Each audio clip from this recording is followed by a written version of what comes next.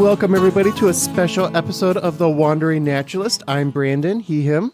This is Angela, she, her. And we have a really big announcement about the future of the podcast that we are excited to share with you. And Angela, I don't think we can keep our listeners in suspense, so do you want to tell them the news? Yeah, I have been practicing saying this out loud before I had to tell Brandon to make sure it felt right. But the news is that I am leaving as the co-host. I still plan on being involved with the podcast. I'm always going to be a fan and a supporter and checking in with the team. But yes, I will be stepping back and no longer co-hosting with you, Brandon. I know. And we are very sad about that. But we're also, I'm using we. It sounds like I'm using the royal we. I think I'm trying to encompass our whole Wandering Naturalist team. Yep. But I think I, myself, and the rest of the team are also very excited for the reason why you're stepping back. So do you want to explain that? Yeah, I mean, it's one of those things where I'm learning to listen to my body more. And there were just multiple things kind of happening. This podcast, wow, I've gone through, it's been 7+ years of us working on it. Mm-hmm. And so a lot has happened during that time. And one of those big changes was I got promoted to supervisor. And so this was my first season supervising our seasonal crew and really serving my team like in a different role. Yeah. Making a lot of decisions. It's a huge career change. So I feel like I have decision fatigue a lot of the time between being, a new parent, navigating my team in a different way. And so it felt to me like something had to give. And for me, this is about wanting to be authentic and excited and bringing that same energy that I did, and just knowing that that's changed a bit, and to honor that, and that it could be really exciting to bring someone else into that. I love building things. I've also learned that about myself. I love building and creating things, and then kind of once it's in a great place, I'm ready to step away and do something new. Yeah, I feel that. I definitely get the same way. I know when I work with my middle schoolers for one of our programs, they always have to take a personality test because we have to do teamwork so much, and 12-year-olds are not good at teamwork. So knowing personality types helps them work through conflicts, and I think you fall solidly in the East category. It's a Northeast, Southwest. East is that you're very creative. Yeah. And you're driven to do new things. That's where your excitement, that's where your energy comes Gratification. from. And then once that thing is built, it's like, wow, I did pretty good. What's the next new thing I can build? Yeah. And it's not that you want to give up on it or you're done with it. It's just that you get your energy from starting new ideas. Yeah. And that is a very important part of having a very important direction to have in a team. And it also means that you need to realize when, all right, this is what I've contributed and this is what I feel like my best contributions are. I also think becoming a supervisor is huge. That was a amazing career step. You had to be very excited to become a supervisor, because how many years of work did you put in towards your career to be able to make that step? Yeah. And that was even a hard decision, right? Because I know it means less field time, but I have learned through this whole experience that I really love people. And I think that's what the podcast really spoke to me. It was a different way to connect with people. And so walking away from that was hard and a difficult decision, not something that I took lightly. And I didn't want to let the team down. I'm very much a green energy, like, talking about personality and insights training, all of that. Like, I really care how people feel and how they make me feel. So this was a decision that ultimately I had to be a little selfish and take care of myself and listen to what my body was telling me. So I hope people can understand that. I don't want to let our listeners down, but the legacy of everything we've created will always be there. That's the wonderful thing about a podcast being recorded. You will all be able to go back and listen to me. Come to Seed Collections. I'm still at Three Rivers. People can see me. Hopefully I'll be a guest and be helping behind the scenes too. You just never know. And you've put so much work into this. This is the end of our 7th season, I know, which means crazy. You've been working on it for 8 years. That's crazy. I know. That is, what is it? I think this is episode 364, if I counted right. Okay. That's a lot of episodes you've done. Yeah. Mm-hmm. That is really a lot of work. I think it also leads us to our nature word. You are the inventor of the nature word. That was something that I had never conceived of. And really, you're the one that has chosen most of the nature words over the years. Mm-hmm. And so to honor you today, I really wanted to dedicate the nature word to you. All right. Can't wait to hear it. All right. We'll see if I can pronounce it. Today's nature word is charmolopi. Oh, and there's the loon. They Oh, all- it sounds so sad. I It's a think little it's saying bit- goodbye. Yeah, it's all right, Loon. It's going to be okay. But I think the loon is feeling the same tremology as myself and the rest of our team. This is a Greek word, which was specifically chosen because neither you or I could ever pronounce the nature words with Greek roots. We tried. Yeah. We tried so hard, but we never could. And it roughly translates to a sense of sadness mixed with joy when things change, such as leaving an old job for a new one, or watching your kid go to their first choice of college. Happy for them, sad they're leaving. And I think that really that sums up how we're feeling pretty Yeah. well. Oh, perfectly. I know I am sad that you are leaving. I'm also happy for you in your new role and excited for what you can do as a supervisor of Natural Resources Management Department. I think that that is such an important department in our park district. And so seeing you have even more of a leadership role in that is going to be amazing. And I think our whole team is excited for that, but also Yeah. just a little bit sad. Yeah. No, I love this nature word. It's going to have to be one of my favorites, I think. It was not a word I was aware of. But yeah, these mixed emotions. Wow, I am an emotional person in general. So this is a great way to sum it up. And it's really something that like doesn't fit into a mold, right? Like it's all about this feeling that you can only get by doing an experience like this to do the podcast. So it's really something that I'm going to treasure. I'm going to remember with love and gratitude. And again, always look back to feel very lucky that I got to experience it with the team, with you, Brandon. So thank you. Oh, thank you for all the work you did with it. I think another part of the Tremology is, again, we're sad that we're having this transition, but we're excited for what the future of the podcast could be as well. And I think you are also.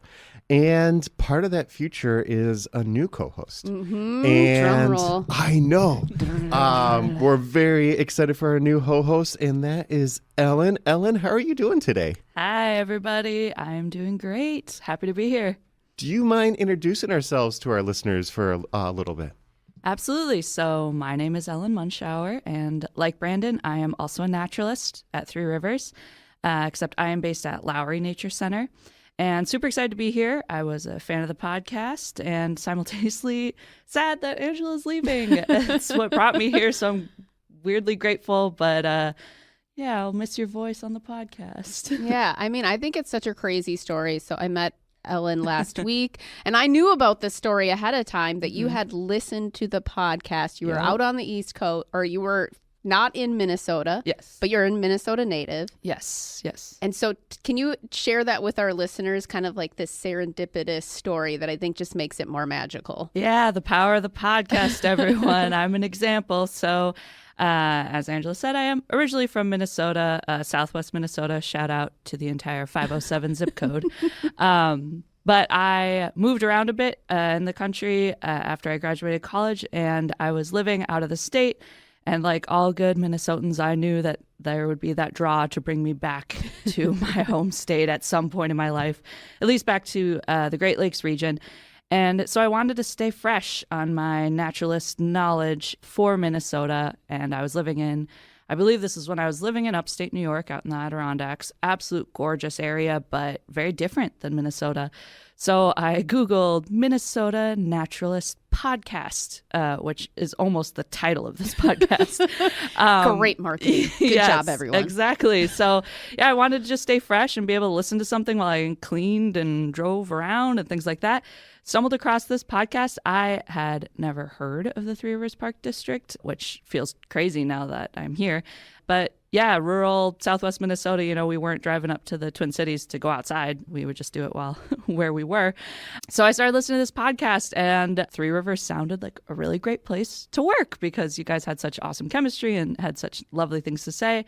So I bookmarked the hiring page at Three Rivers and just periodically would check it for job opportunities. And a little over a year ago, I applied for a full-time naturalist position, and I did the 2 rounds of interviews.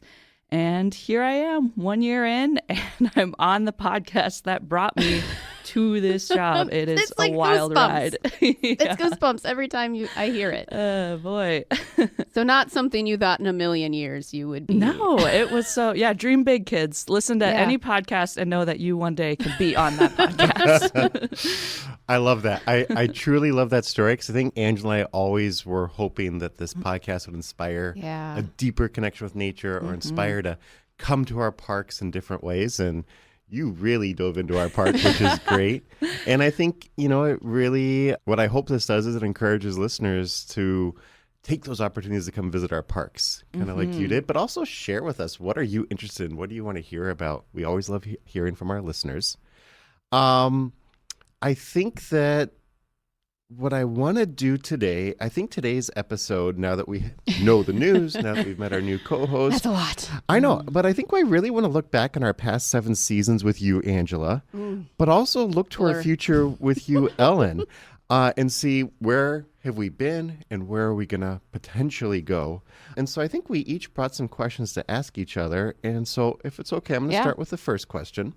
And Angela, you've really helped this podcast, I believe, to become the best version of self. You've worked to shape it into something that is far beyond what was imagined when we wrote a proposal back in 2014.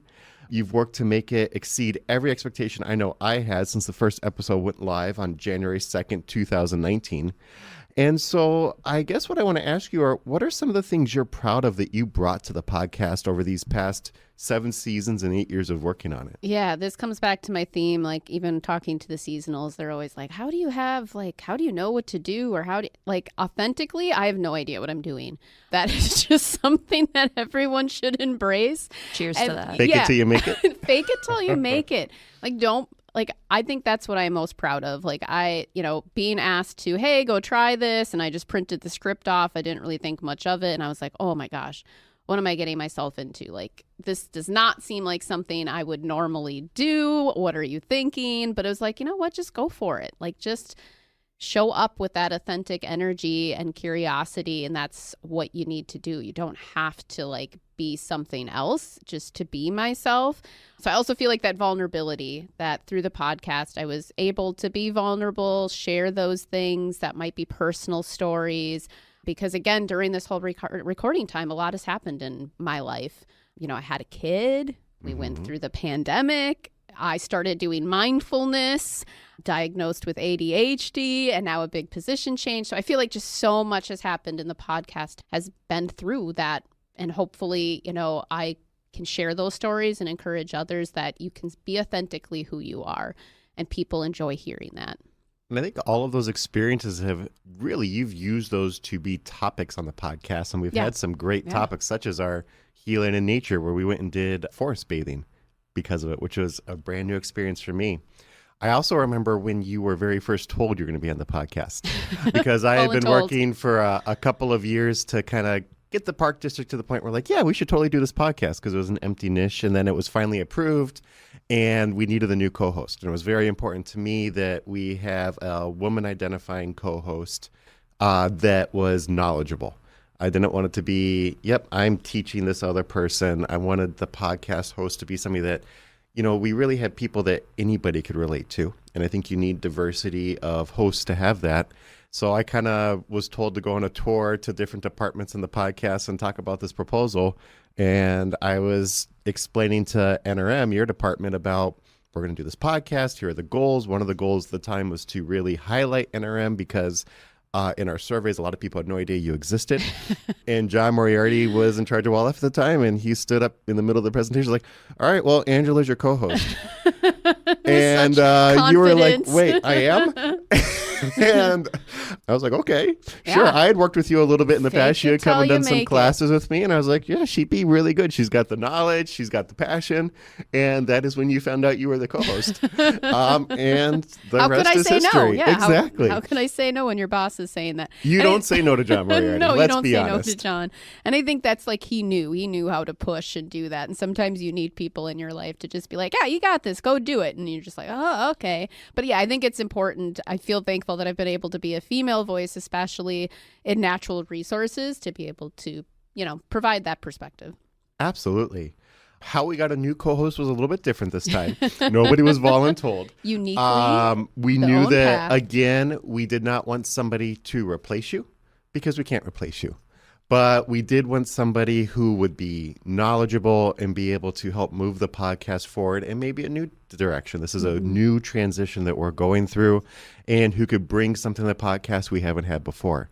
And so people volunteered to be co-hosts, and we went through a whole process. And Ellen, you were the person that we chose because we're very excited for what you can bring. And now you get to shape the future of the podcast. So is there anything that you feel like you're excited to bring to this podcast? Yeah, well, I think I'm kind of a representative of two really important communities. One being awkward elder Zoomers. We love awkward, and Zoomers Yeah, I love all are a of great that. generation. I'm right on that edge, but I had. Will you teach me the new cool hip teen lingo? Oh yeah, obviously. Awesome. 6, 7? He said cool. Oh, lingo okay. there, All right. Yeah, like, let me know if I'm doing like green flags or beige flags or things like that. yeah. Okay. You're pretty up to date, right?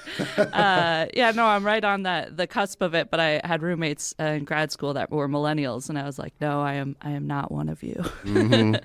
Anyway, the other very important demographic I'm a part of is townies from rural Minnesota. So I'm from Redwood Falls, Minnesota. Hi to all of you back home that I will be sending this podcast to, so you have to listen to my voice. And since I started working at Three Rivers, I have seen that almost everyone is from the metro area, which is, makes sense because we're in the metro area. And I love the metro, but I also love the personality that comes with small towns, And, it's a big state. The Twin Cities are that one area, and I'm excited to try and, create connections across the state, making some connections to these smaller towns and push my own agenda of talking about my town. No, I love that because Angie and I have acknowledged in the past that we have a lot of unconscious biases. Yeah. It's just everybody does. And so we've really created the network to reach out to people from different groups from ourselves about, hey, what are some topics we're missing? What are some people we're missing? And so now you get to help fill in this gap that Angela had and I had in our unconscious biases. So I think that's going to be great. I love, too, that we both have in common 507. I still have a 507 phone number, so look at that. Yeah, There it's you just go. that bottom third of the state. Represent, keeping that consistent. Yeah. Angela, what do you think you're going to miss as you step back from being a co-host? Definitely the people. For me, I've made that pretty clear that I'm a people person. That's, one reason why stepping into supervisor. But like meeting all the new guests, being able to do some of those pre-interviews were always my favorite to like just really get to know folks and hear what stories they're excited to share. So I'm going to miss that. The whole team, obviously working very closely with you, Brandon. Getting to know each other, have our small talk before the podcast, sharing stories of Talking parenting, about breakfast, things like that I'm going to miss. But really just learning the incredible amount of knowledge. Like there's so many times now where I'll pull out like these random nuggets of information that I've learned from the podcast, and people will be like, where do you get all this random stuff? Yeah. And it's like, the podcast, man, the podcast. I've learned so much from this podcast. And then I can go back and listen to the episodes, look at my notes when I have to teach a topic about it. Because no way we And- remember it all. And some of the guests, like having that pre-meeting, some of those people have really become friends over the years.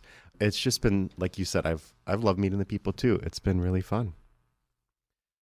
And if either of you have questions, feel free to jump in too. I know. I did bring some questions, so okay. I'll have to remember where I can put them in. All right. What will you miss about me leaving? Yeah, no kidding. Well, I think What's your favorite thing about Angela? Yeah. you know, please there tell is me. there is Top a 10 lot. favorite things. This is a little bit of a silly thing. What our listeners don't know is we have to do sound checks before we start. And we've always joked about like making a reel about this to put on Facebook of our sound checks. And for the longest time, our sound checks were us describing our breakfast every morning. And it was always kind of fun to talk about that and see how our breakfast shifted. So I enjoyed that. Some days it was just, my breakfast was coffee. Yeah. Other days it was a lot more involved. Elaborate. But I think that the thing I'm really going to miss is I think that you were a really great partner because of we have a similar background. We both have biology majors, but our careers Went diverged. different. Yeah. And so you brought depth of knowledge to the podcast. And I think I brought breadth of knowledge to the podcast. And so I think that complemented itself really well. On any given topic, I think I would have more of an education focus, and it would be a little bit broader reaching, but not as deep. Yeah. And then in any given topic, you had more of that. Well, I'm a field scientist right now. I'm going to go more in depth on this.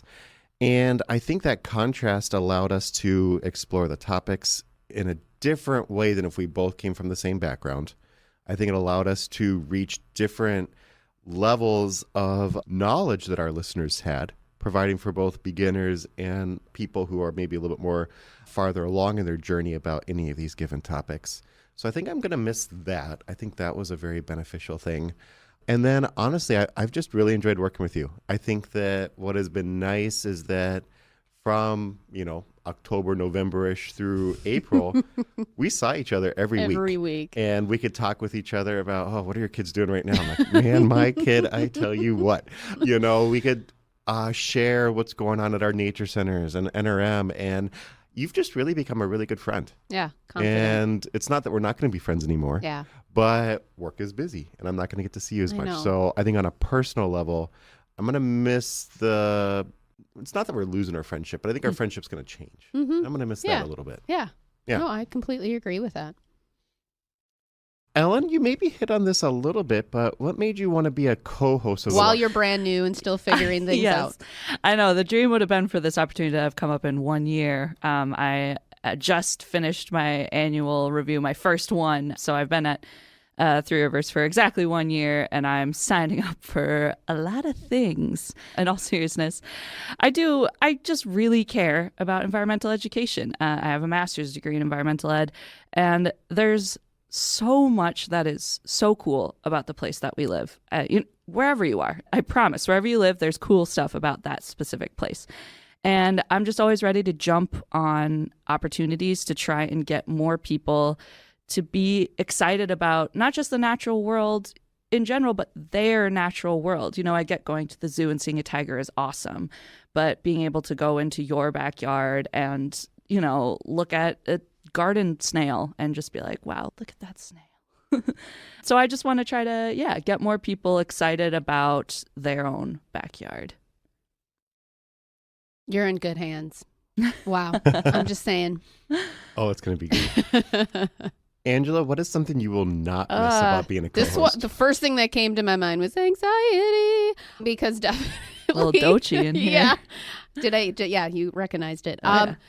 I feel like with my ADHD, I do struggle with anxiety. So even after how many years of doing the podcast, I still get like that knotty stomach beforehand, or you really overthink what you're going to say or what is going to happen in the podcast, that control, and not really necessarily having that control because you don't know what's going to happen.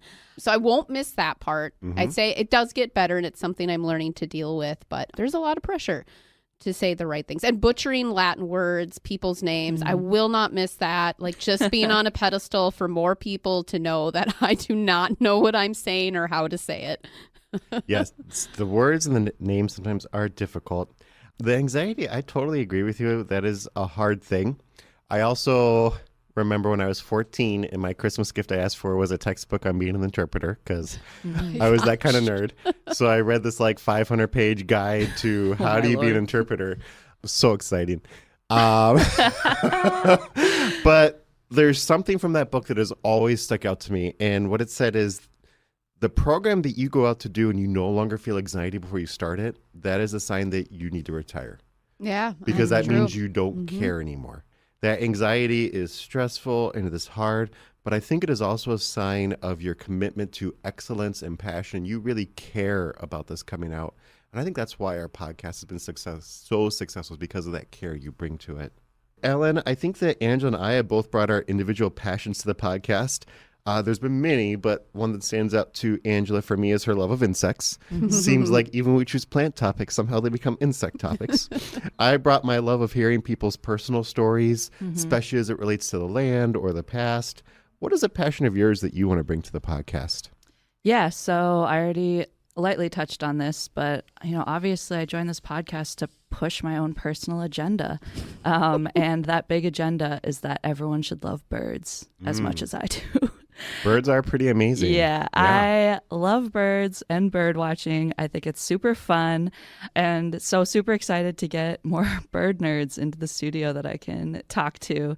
But I am a naturalist, so I love everything. But yeah, if I was gonna kind of pick one focus thing that I could be known about, probably birds. You're going to be very excited for our October topic. Actually, I already know you're going to be because you already know what it is. I know what it is. And you're writing the script for it. I was going to say right away, I was like, can I have that one? Get excited for October, everyone. I do have to ask, do you have a favorite bird?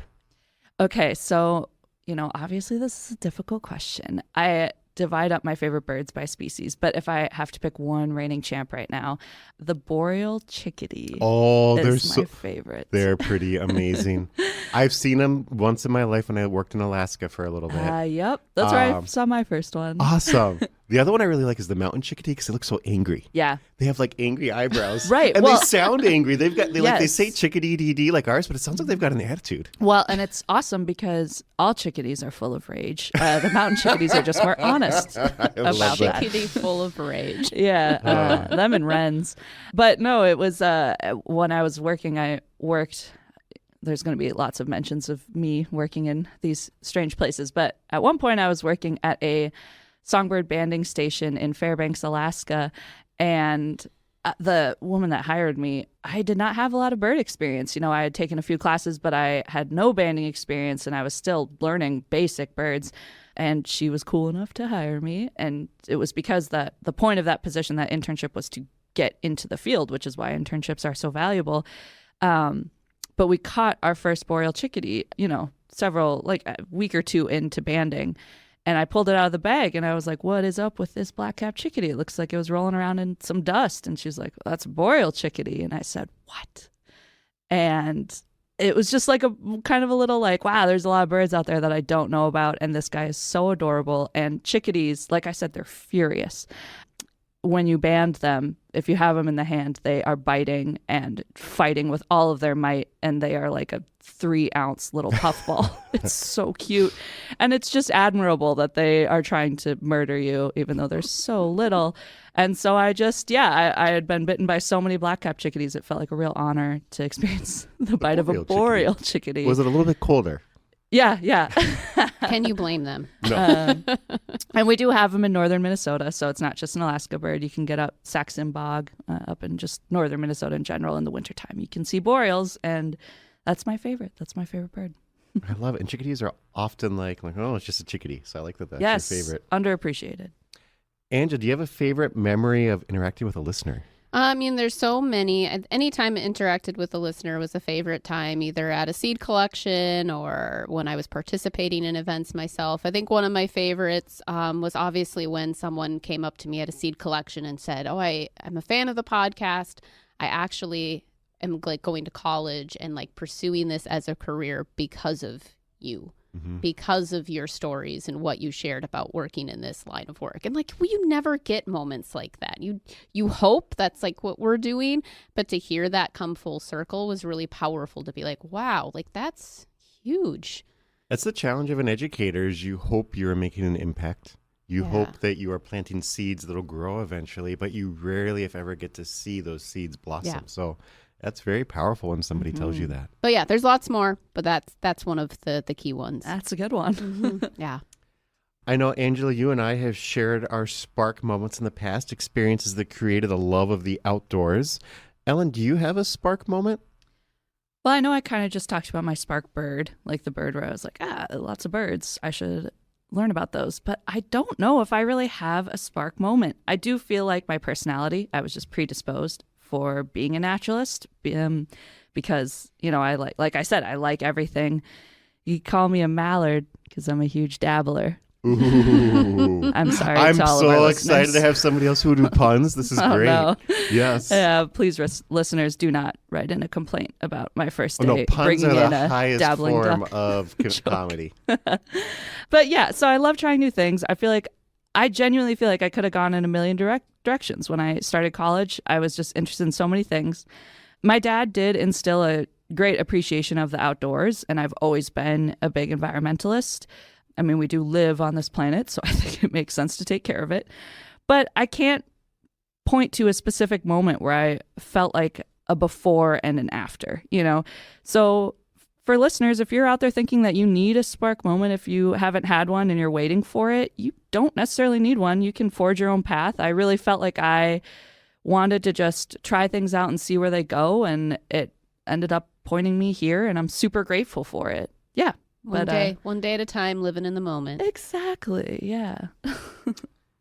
Well, Angela, you know, you're not leaving just because you're sick of the podcast. You're not No, leaving because not we're at sick all. of you. You know, we're all going to really miss each other, but you are leaving for an exciting reason. And it's because last year you were promoted to supervisor.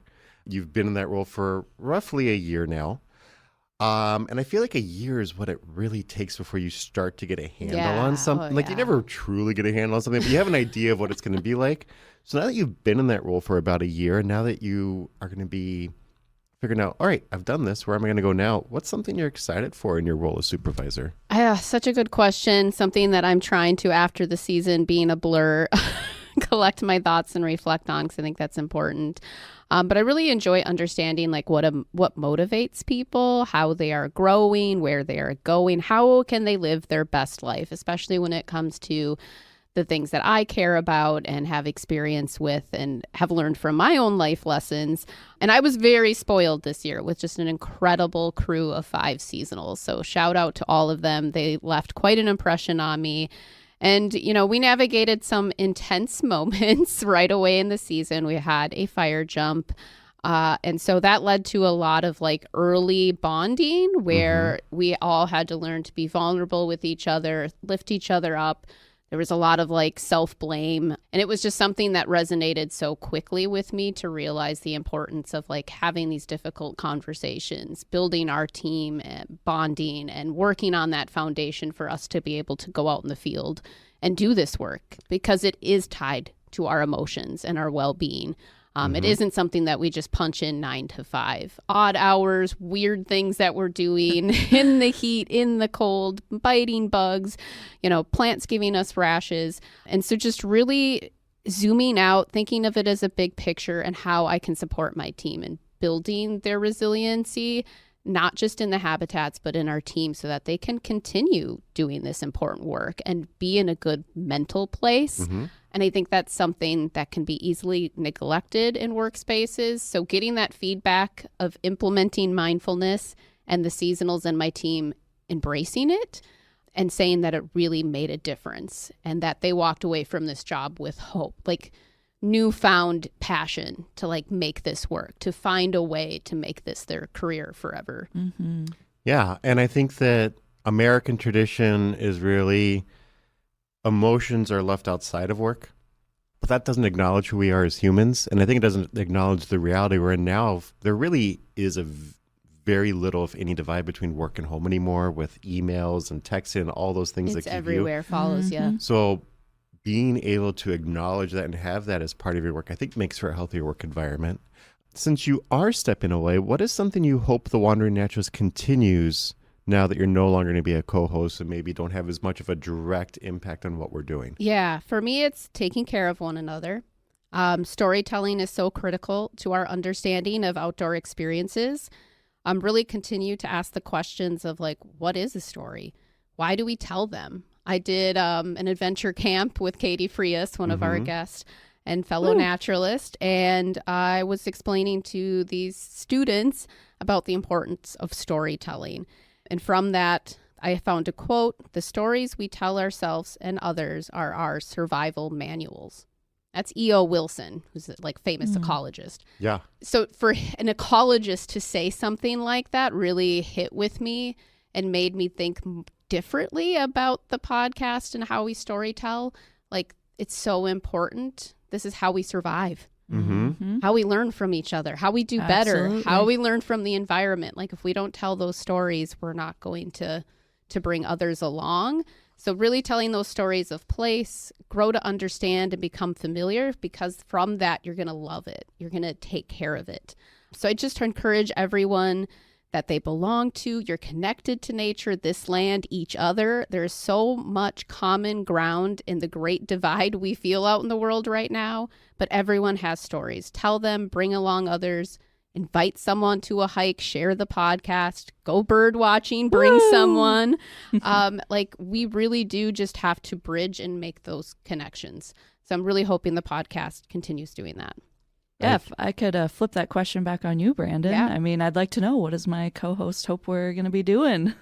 I really want to keep telling stories like Angela said. I think stories are how we connect to each other. I think we evolve to just instantly connect to stories. It feels like no matter what culture you're from around the world, stories are important. Yeah. And so I think especially I want to hear stories from people we haven't heard their stories of how they connect to land yet. So what are ways we can continue to tell everybody's story? Three Rivers Park District says you belong here, that you is everybody. So how do we keep telling those stories? And I'm just hoping we keep really working towards that. Yeah. And I did bring a gift for Brandon so that he can continue the mindfulness. Thank you. So I brought you my favorite book. Peace is Every Step, The Path of Mindfulness in Every Day. So I hope even when I'm not here to do all my mindfulness stuff, Brandon can now be bringing it and sharing it, because that's such a great book. So I hope you take that gift as me hoping we've learned so much from each other, that you continue to take that on with the podcast and the listeners as well. And I'm not going anywhere. I'll be around. You'll be a guest. I'm still Absolutely. at Three Rivers. I'll be a guest. So this is just a new chapter, the next generation, a new hope. Whatever we want to call it, Star Wars versus Star Trek, Ellen. I hope you picked your side. The podcast awakens. The podcast awakens. Yes. Oh, boy. Yes. No, thank you so much. I am definitely trying to work on mindfulness. That is not a strength of mine, so I really appreciate it. Thank you. Well, Angela, you've been a trusted partner. You've been someone I can rely on to tell a story from a perspective other than my own, and a person willing to step outside your comfort zone and really learn alongside me of how to share the stories of the land our parks are on, the stories of the past, the nature in our present, and how these have shaped our parks. Most importantly, you're a dear friend who I look forward to interviewing in future episodes as a guest. Ellen, I know we're just getting to know each other, but I can already tell you have a passion for the land, a desire to research and learn new things, a talent for inspiring connections to the land our parks are on, and you really like birds. Yep. So I'm really excited to see where we go with that. And I'm really excited you are joining our team and are going to be influencing the future of our podcast. Can't wait. So listeners, we'd love to hear from you. Do you have goodbyes for Angela? Hellos to Ellen? You can post on our social media pages, The Wandering Naturalist of Three Rivers Park District, or email us at wanderingnaturalist@threeriversparks.org. Angela, do you want to say it for the final time? We hope you enjoyed learning with us today. Now that you know, what will you do in your wanderings?